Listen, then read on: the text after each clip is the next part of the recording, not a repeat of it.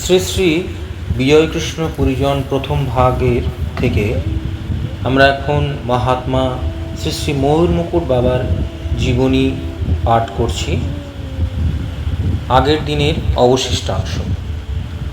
এরপর শিষ্য জ্ঞানচন্দ্র এলেন তার গুরু মহারাজকে নিয়ে যেতে তার বাড়িতে। এই দেখে সকলের মন বিষণ্ণ হয়ে পড়ল।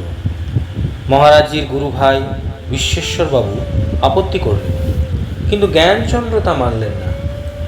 আবার ব্রহ্মানন্দ স্বামীও অশ্বিনী বৈরাগী মহাশয়, যিনি খুব উত্তেজিত হয়ে জ্ঞানচন্দ্রের সঙ্গে তর্ক বিতর্ক করতে লাগলেন মহারাজজির যাওয়া নিয়ে। তার গুরু ভাইরা চাইছেন যে মহারাজজি গেন্ডারি আশ্রমে থাকুন, আবার শিষ্য জ্ঞানচন্দ্র চাইছেন গুরুকে নিয়ে যেতে তার বাড়িতে। এই বচসার মধ্যে মহারাজজি জ্ঞানচন্দ্রের মুখে হাত দিলেন। শিষ্য এতে বুঝতে পারলেন যে গুরুজনের সঙ্গে তর্ক করা ঠিক নয়, তাই তিনি মাথা নোয়ালেন। ব্রহ্মানন্দজিও লজ্জিত হয়ে সরে গেলেন, আর ময়ূর মুকুটজি মাঝখানে হাত জোড় করে হাসি মুখে দাঁড়িয়ে রইলেন। এইভাবে সবাই শান্ত হলেন। তখন বেলা প্রায় শেষ। আশ্রম থেকে বিদায় নেবার জন্য মহারাজজি প্রস্তুত হলেন। তিনি শ্রীকৃষ্ণ সখা সেজে ও হাতে বাঁশি নিয়ে সাধন কুটিরের দিকে ছুটলেন এবং সেখানে ভাবাবেশে কিছুক্ষণ নৃত্য করে পরে শ্রী যোগমায়া দেবী সিংহাসনের সামনে ভাবাবিষ্ট হয়ে কিছুক্ষণ নৃত্য করে পরে সাষ্টাঙ্গ প্রণতি জানিয়ে শ্রীমন্দির থেকে চলে গেলেন। তখন তাকে নিয়ে যাবার জন্য ঘোড়ার গাড়ি আনলেন জমিদার সনাতন বাবুর বিশিষ্ট কর্মচারী। ময়ূর মুকুটজি আশ্রমকে শেষ প্রণাম করে সকলের কাছে বিদায় নিলেন। অনেক দূর পর্যন্ত তিনি হেঁটেই চললেন। গাড়ি পেছনে পেছনে আসতে লাগলো। আশ্রম থেকে বেশ দূরে এসে তারপর তিনি গাড়িতে উঠলেন। আশ্রমের প্রতি কত ভক্তি, কত শ্রদ্ধা নিহিত ছিল তার মধ্যে, আর গুরুভাই ও আশ্রমবাসীরা তার ছিল অফুরন্ত সম্পদ স্বরূপ। তা যতক্ষণ তিনি আশ্রমে ছিলেন সকলকে নিয়ে ততক্ষণ তাদের মধ্যে দিয়েই তিনি আত্মপ্রকাশ করেছেন অভিন্ন বন্ধুরূপে। এরূপ মহাপ্রেমিক সত্যি দুর্লভ। অনন্তর গাড়ি প্রথমে সনাতনবাবুর বাড়ি পৌঁছালে মেয়েরা শঙ্খ ও উলুধ্বনি দিয়ে তাকে অন্তঃপুরে দালানের উপরতলায় নিয়ে গিয়ে কম্বলাসনে বসালেন এবং ধূপ ধুনা দ্বারা আরতি করলেন।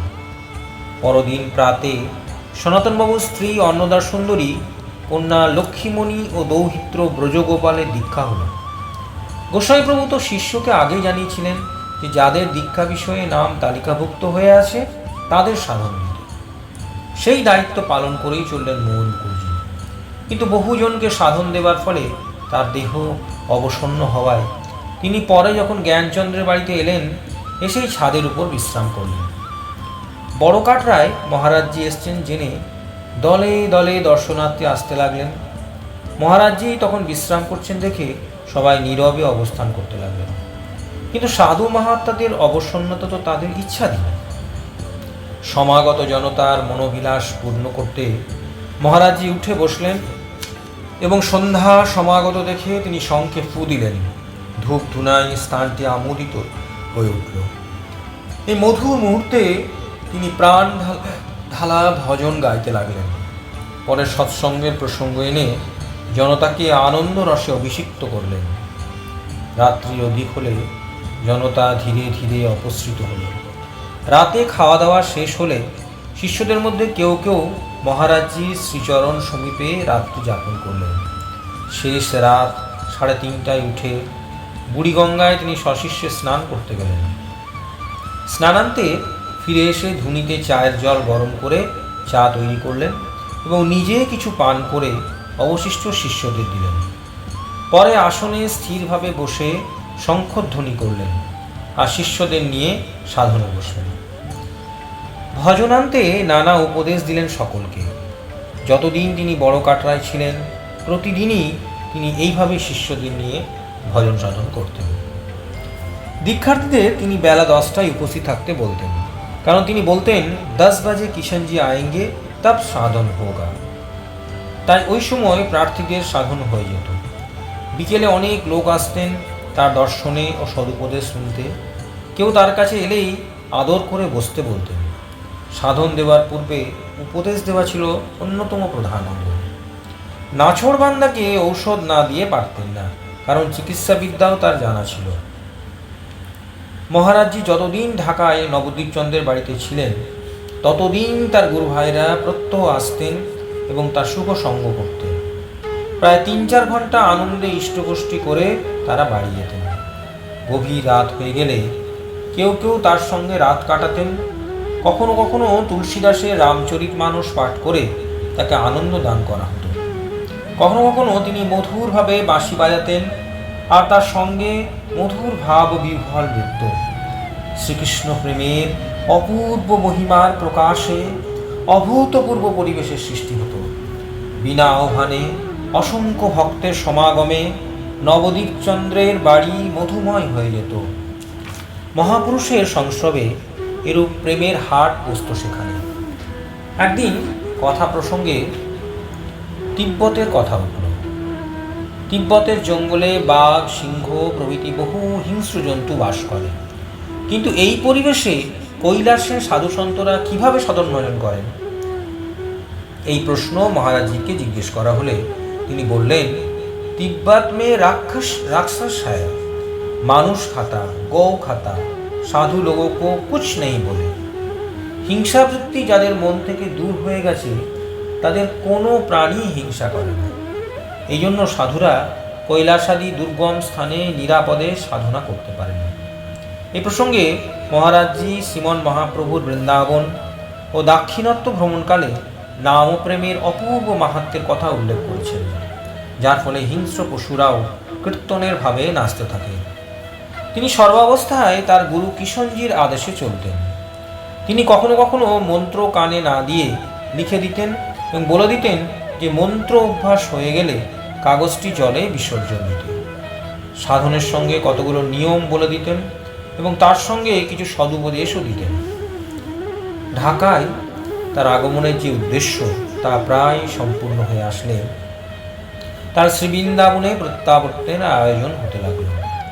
অযোধ্যায় ও বৃন্দাবনে সাধুদের ভাণ্ডারা দেবার জন্য শিষ্যরা ইচ্ছানুসারে অর্থ দিতে লাগলেন এবং জ্ঞানচন্দ্র তার নিজে জমা রাখতে লাগলেন।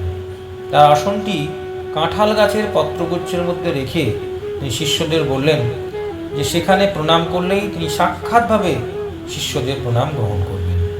পরে একটি সুন্দর মন্দির করে ময়ূরপুকুরজির পরিত্যক্ত মুকুটাংশ ও বাসনাদি একটি কাঁচমণ্ডিত বাক্সের মধ্যে রাখা হয় এবং প্রত্যহ ফুল তুলসী দ্বারা অর্চনা করা হতো এবং সন্ধ্যায় আরতি করা হতো ধূপ ধুনা দিয়ে। 29 অগ্রহায়ণ শুক্রবার তার বৃন্দাবনে প্রত্যাবর্তনের দিন। সেদিনও বহু লোকের সাধন হলো। তার ইচ্ছানুসারে কুমারী ভোজন করানো হলো। যাত্রার সময় নিকটবর্তী হলে তিনি দোদালা থেকে নিচে নামলেন। তখন সকলের মনে বিষাদের চিহ্ন। মেয়েরা কেঁদে উঠল। তখন তিনি তাদের সান্ত্বনা দিতে চলতে শুরু করলেন। অনেকগুলি ঘোড়ার গাড়ি ঠিক করা হয়েছিল। ময়ূর মুকুটজি প্রথম গাড়িতে উঠলেন গুরুভাই রায় সাহেব বিধু মজুমদারকে নিয়ে। গাড়ি অগ্রসর হতে লাগলো আর সে গাড়ির অনুসরণ করতে লাগলো অন্যান্য গাড়িগুলি তার শিষ্যদের নিয়ে। আগের থেকেই রেলওয়ে বগি রিজার্ভ করা ছিল, তাতে সবাই মিলে উঠলেন। স্টেশন মাস্টার এবং সকলে অবাক হয়ে দেখছিলেন। গুরুজি মহারাজ কি যায় ধ্বনিতে মুখরিত হয়ে উঠল স্টেশন। ট্রেন দোলাইগঞ্জ স্টেশনে এলে গেন্ডারিয়া আশ্রমের বহু শিষ্য ও গুরু ভাই শেষ বিদায় নিলেন তার কাছে। এরপর ট্রেন চলল নারায়ণগঞ্জ অভিমুখে। কিছুক্ষণ পরেই ট্রেন একটি বিস্তীর্ণ মাঠের মধ্যে দিয়ে চলতে থাকলে ময়ূর মুকুটজির প্রাণ ভূমানন্দে নেচে উঠল, তার মোহন বাঁশিও বেজে উঠল। তিনি বলে উঠলেন, তিব্বত মে ऐसा মাঠ হ্যায়। দুদিকে দৃশ্য দেখে তিনি মুগ্ধ হয়ে গেলেন। ট্রেন নারায়ণগঞ্জে পৌঁছে শীতলক্ষা নদীর তীরে থামলে তিনি শিষ্যগণ সহ ট্রেন থেকে নেমে স্টিমারের দিকে অগ্রসর হতে লাগলেন। এই সময় তার দর্শনের জন্য গুরুভাই ও শিষ্যরা এসে পৌঁছালেন। কিছুকাল কথাবার্তার পর তাকে শিষ্যরা নিয়ে গেলেন স্টিমারের উপরতলায়। তিনি তাদের নানা ধর্ম উপদেশ ও আশীর্বাদ দানে ক্রমে ক্রমে তাদের বিদায় দিতে লাগলেন। এই বিদায় দৃশ্য অত্যন্ত মর্মন্তুদ। গুরুকে বিদায় দিতে শিষ্যদের বুক ফেটে যেতে লাগলো। নিতান্ত নিরুপায় হয়ে যেন শিষ্যদের বিদায় নিতে হচ্ছে। তারা ভাবতেও পারেন নাই যে গুরুজির সঙ্গে তাদের এই শেষ দেখা। ময়ূর মুকুটজি বাংলাদেশে এসেছিলেন তার গুরু নির্দেশে। সে কাজ তিনি শেষ করে আবার বৃন্দাবনে ফিরে চললেন। এই বিচ্ছেদে কিন্তু শিষ্যবৎসল ময়ূর মুকুটজির মধ্যে কোনো চিত্ত চাঞ্চল্যের লক্ষণ নাই। একেবারে অচঞ্চল, ধীর স্থির। শিষ্যদের শেষবারের মতো আশীর্বাদ করে কলকাতাগামী স্টিমারে নারায়ণগঞ্জ থেকে যাত্রা করলেন। স্টিমার লৌহজং স্টেশনে থামলে তার 3 জন গুরু ভাই তার সেবক রূপে চললেন। গোয়ালন্দে নেমে ট্রেনে চেপে পরের দিন সকালে তিনি কলকাতায় পৌঁছালে তার গুরু ভাই নবদ্বীপচন্দ্র তাকে নিয়ে এলেন তার বাড়িতে। তিনি ঢাকা থেকে ফিরে এসেছেন শুনে তার গুরু ভাই, শিষ্য, ভক্তরা এসে তার দর্শন লাভে ধন্য হলেন। কোনো কোনো গুরু ভাই এর বাড়ি গিয়ে তিনি তাদের প্রার্থনা পূরণ করলেন। এখানে অনেকের দীক্ষাও হলো। 2-3 দিন পর তার কাশী রওনা হওয়ার কথা, কিন্তু তার শিষ্য জ্ঞানচন্দ্র তার করেছেন যে তিনি কলকাতা পৌঁছানোর পর যেন তার গুরুজি রওনা হন। তার পেয়ে মহারাজজি যাত্রা স্থগিত রাখলেন শিষ্য জ্ঞানচন্দ্র না পৌঁছানো পর্যন্ত। জ্ঞানচন্দ্র এসেই শ্রী গুরুচরণে দণ্ডবত করলেন এবং তিনি দেহ, মন ও প্রাণ সব গুরুজির সেবায় ঢেলে দিলেন। গুরুর যেমন শিষ্য বাৎসল্য, শিষ্যেরও অনুরূপ গুরু ভক্তি। এরপর মহারাজজি যাত্রার উদ্যোগ করতে লাগলেন। কেউ কেউ বৃন্দাবনে বিগ্রহ ও সাধু সেবার জন্য তাকে অর্থ দিতে চাইলে তিনি সকলকে বলে দিলেন অর্থাদি শিষ্য অতুলানন্দের হাতে দিতে। এইভাবে মহারাজজি সবারই মনের ইচ্ছা পূর্ণ করলেন। যাত্রার সময় হলে তিনি দুহাত তুলে আশীর্বাদ করলেন উপস্থিত নরনারীকে। জ্ঞানচন্দ্র আরও কয়েকজন গুরুকে হাওড়া স্টেশনে নিয়ে গিয়ে বিশ্রামাগারে বসালেন। সেখানে তার দর্শনের জন্য অনেকে আসতে লাগলেন। মাধুর্যময় মূর্তি ও অপরূপ ময়ূর পুচ্ছধারী মহাত্মাকে দর্শন করে বহুজন আকৃষ্ট হলেন। সবাই মিলে তাকে তুলে দিলেন কাশীগামী এক্সপ্রেস ট্রেনে। শিষ্যগণ গুরুকে শেষ প্রণাম করলেন, এরপর ট্রেন ছেড়ে দিল। এইভাবে ময়ূর মুকুটজির বাংলাদেশ আগমন এক অবিস্মরণীয় মহিমায় চিহ্নিত হয়ে রইল। ট্রেন পরের দিন মোগলসরাইতে পৌঁছালে তিনি সশিষ্য ট্রেন বদল করে কিছুক্ষণ পরেই গঙ্গা পার হয়ে কাশী পৌঁছালেন এবং গোস্বামী প্রভু শিষ্য কাকিনার রাজা মহিমারঞ্জনের কাকিনা ছত্রে উঠলেন। ছত্রের ম্যানেজার রাধিকা প্রসাদও গোসাইজির শিষ্য। তখন তিনি পুত্র সুকাতুর। মহারাজজি গুরুভাইকে শাস্ত্রোক্ত বাণীতে সান্ত্বনা দিয়ে তার বুকে হাত দিয়ে কিছুক্ষণ ধ্যানস্থ হয়ে রইলেন। গুরুভাইয়ের শোক দূর হয়ে অবিলম্বে মনে শান্তি বিরাজ করতে লাগলো। এরপর রাধিকা বাবুর বাড়ি গিয়ে গুরুবোনকেও তিনি অনুরূপ সান্ত্বনা দিয়ে তাকে শান্ত করলেন। কাশীতে অবস্থানকালে তিনি বিগ্রহাদি দর্শন, গঙ্গা স্নান, প্রত্যহ সাধন ভজন করে বড় আনন্দ লাভ করেছিলেন। একদিন গুরুভাই ব্রহ্মচারী কুলদানন্দজির আশ্রমে গিয়ে তিনি গুরুভাইয়ের সঙ্গে বহুক্ষণ ইষ্টগোষ্ঠী করে প্রাণে বিপুল আনন্দ লাভ করেছিলেন। এইভাবে কয়েকদিন কাশীতে কাকিনাথ ছত্রে আনন্দে কাটিয়ে তিনি শিষ্যদের নিয়ে রওনা হলেন অযোধ্যার পথে। অপরাহ্নে তিনি সকলকে নিয়ে অযোধ্যায় এলেন সরযূ নদীর পুল পার হয়ে। নদীর অপর পারেই অযোধ্যা। সরযূ নদীর পুল থেকে অযোধ্যার মনোরম দৃশ্য দেখে তিনি মুগ্ধ হয়ে গেলেন। অযোধ্যা তার বিশেষ পরিচিত স্থান। এখানে রামায়ণ মঠে তিনি বহু বৎসর কাটিয়েছিলেন। তিনি উপস্থিত হলেন শ্রী কিষণ দাস বাবাজির আশ্রমে। লতা পাতা ও গাছগাছড়ার ঘেরা আশ্রমটি অতি মনোরম। রামায়ণ সম্প্রদায়ের ইহা একটি বৃহৎ সুপ্রাচীন আশ্রম। প্রাচীন মহাত্মারা ময়ূর মুকুটজিকে মহারাজকে পেয়ে আনন্দে আত্মহারা। শ্রী বৃন্দাবন ও কৈলাসের মহাত্মাকে পেয়ে তাদের যেন কত গৌরব। স্বয়ং মহান্তজি এসে তার মঙ্গল সংবাদটি নিয়ে মহারাজজি থাকার সুব্যবস্থা, ধুনি ও অন্যান্য প্রয়োজনীয় জিনিসের ব্যবস্থা করে দিলেন। সন্ধ্যায় শ্রী শ্রী সীতারামজির আরতির ঘণ্টা বাজলেই মহারাজজি জোর করে দাঁড়িয়ে সকলের সঙ্গে আরতি দর্শন করলেন এবং ইহা আস্বাদন করে তন্ময় হয়ে গেলেন। অল্পকাল পরে কত প্রকার সুস্বাদু ফল, মিষ্টি ও পায়েসাদি এসে গেল মহারাজজির পরিতোষণের জন্য। সবাই প্রসাদ গ্রহণান্তে বিশ্রাম করতে লাগলেন।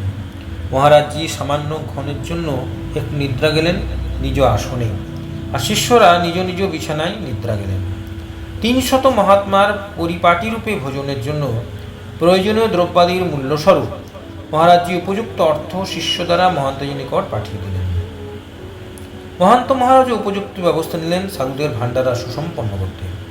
পরের দিন মহারাজজি শিষ্যদের সরজুতে স্নান করতে পাঠিয়ে নিজে প্রাতকৃত্যাদি শেষ করে কিষণজির বাল্যভোগ নিবেদন করে স্বয়ং কিছু প্রসাদ গ্রহণ করলেন এবং শিষ্যদের জন্য রেখে দিলেন। শিষ্যরা স্নানান্তে আশ্রমে এসে প্রসাদ গ্রহণ করে গুরুজির সঙ্গে রওনা হলেন অযোধ্যায় বিশেষ বিশেষ দেবালয় দর্শন করতে। তারা গুরুদেবের সঙ্গে শ্রীরামচন্দ্র আদি ভাতৃচতুষ্টয় জন্মস্থান মন্দিরে তাদের শ্রীবিগ্রহ দর্শন করে হনুমানগিরিতে পৌঁছালেন। এখানে পৌঁছে মহারাজজি বাঁশি বাজিয়ে নৃত্য করতে লাগলেন। তার নৃত্য মনে হতে লাগলো যেন তিনি সচ্চিদানন্দময় শ্রীবিগ্রহ প্রত্যক্ষ করছেন। তার পরিচিত বহু সাধু সন্ত সন্ন্যাসীরা তাকে বহু মান্য করতে লাগলেন, আর তিনি প্রতি প্রণামেও ও ব্যবহারে এমন বিনয় ও সৌজন্য প্রকাশ করলেন যেন তিনিই তাদের সেবক। এরূপ মহত্ব বৈষ্ণবতা ছিল ময়ূর মুকুটজির। এইভাবে নানা দেবালয় দর্শন করতে করতে এক জায়গায় তিনি একটি মন্দির শিষ্যদের দেখিয়ে বললেন, ই হামারা গুরুদুয়ারা হ্যায়। এবারে তিনি ভিতরে গিয়ে সাধু সন্তদের সঙ্গে আলাপাতি করে এলেন। এরপর আরও কতগুলো দেবালয় দর্শন করে আশ্রমে ফিরে এলেন। এদিন মহাত্মাদের ভাণ্ডারা দেবার দিন। রন্ধনাদি ব্যবস্থা এত সুচারু ছিল যে নির্দিষ্ট সময়ে সব প্রস্তুত হয়ে গেল। মহাত্মাদের অভ্যর্থনার জন্য কয়েকজন ফটকে রইলেন। মহাত্মাদের পা ধোয়ার জল প্রস্তুত থাকায় তারা পা ধুয়ে ভিতরে গিয়ে বিরাট ফরাসে বসলেন। ইতিমধ্যে ময়ূর মুকুটজি মহাত্মাদের পাদ প্রক্ষালনের জন্য পাত্রে সংগ্রহ করে মাথায় দিলেন এবং পান করলেন। পরে শিষ্যদের তিনি ওই জল মাথায় নিতে পান করতে বললেন। শিষ্যরা সঙ্গে সঙ্গে আজ্ঞা পালন করলেন। ইতিমধ্যে সীতারামজির ভোগ আরতির ঘণ্টা বেজে উঠল। আরতি শেষে মহাত্মাদের ভোজনাসনে বসিয়ে তিনি ময়ূর মুকুটজি এক কোণায় দাঁড়িয়ে রইলেন হাত জোড় করে। প্রাচুর্যের সঙ্গে প্রসাদ বিতরণ করা হলো। মহাত্মারা পরম পরিতৃপ্ত হয়ে সীতারামজি কি জয়, গোহারিয়া মহারাজ কি জয় এই ধ্বনিতে উৎসব স্থান কাঁপিয়ে তুললেন। প্রসাদ গ্রহণ প্রায় শেষ হয়ে আসছে দেখে মহারাজজি একটি পাত্রে কিছু রজ নিয়ে প্রত্যেক মহাত্মার পাদপদ্ম স্পর্শ করিয়ে নিলেন। কেউ কেউ স্পর্শ করতে সংকুচিত হলে জোর করে তিনি স্পর্শ করালেন। পরে তিনি শিষ্যদের বললেন মহাত্মাদের ভুক্তা বিশিষ্ট সংগ্রহ করে গ্রহণ করতে। শিষ্যরা গুরুর আদেশ পালন করার পর মহারাজজি শিষ্যদের নিয়ে উচ্ছিষ্ট পাতা ফেলতে লাগলে আশ্রমের কর্মীরা ত্রস্তভাবে সব পাতা ফেলে দিলেন। পরে মহাত্মাদের সঙ্গে মহারাজ আলাপাদি করে তাদের আনন্দ দিতে লাগলেন। এইভাবে অপূর্ব আনন্দোৎসাহে সাধুদের ভাণ্ডার সমাপ্ত হল। পরে মহারাজ আসন গ্রহণ করলে কিছুক্ষণের মধ্যে মহান্ত মহারাজ প্রেরিত প্রসাদ এলে সশিষ্য মহারাজ তা গ্রহণ করলেন। এইভাবে সেদিন যে কত আনন্দের তুফান বয়ে গেল আশ্রমে তা বর্ণাতীত। পৌষ মাসের বেলা ছোট বলে কিছু সময় পর সন্ধ্যা নেমে এলো। তখন সীতারামের আরতির বাজনা শুনেই মহারাজ এলেন মন্দিরের প্রাঙ্গণে শিষ্যদের নিয়ে এবং আরতি দর্শন করে কৃতার্থ হলেন। আরতি শেষে আশ্রম স্তব স্তুতি ও কীর্তনে মুখর হয়ে উঠল।